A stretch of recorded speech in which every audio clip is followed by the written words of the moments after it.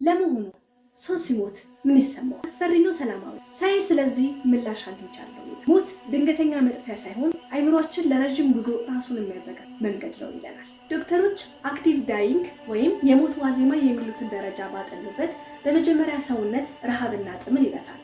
በዚህ ሰዓት ለሟች ቤተሰብ የሚያስደነግጥ ቢሆንም ሟች ግን ሰውነቱ ስራ እያቆመ እንደሆነ የመጀመሪያ ምልክት ማሳያ ነው። በጣም የሚገርመው ነገር ግን ሞት አፋፍ ላይ ያሉ ሰዎች የሚያዩት ህልም ነው።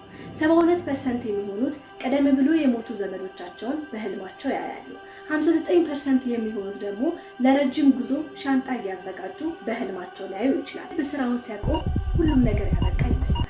ነገር ግን ሳይንቲስቶች በሰውና በአይጥ ላይ ባደረጉት ጥናት ሞት አካባቢ ላይ ከፍተኛ የኤሌክትሪክ ሞገድ በአይምሯቸው ውስጥ ይፈጠራል።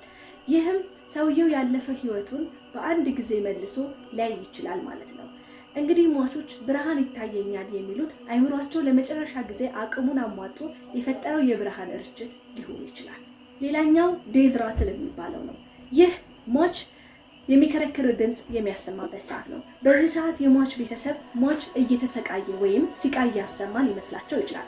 ሳይንቲስቶች እንደሚሉት ግን ዴዝ ራትል የሚባለው በጉሮሮ ውስጥ ባለ ፈሳሽ የሚፈጠር ድምፅ እንጂ ሟች ለመሞት እየተሰቃየ አለመሆኑን ነው።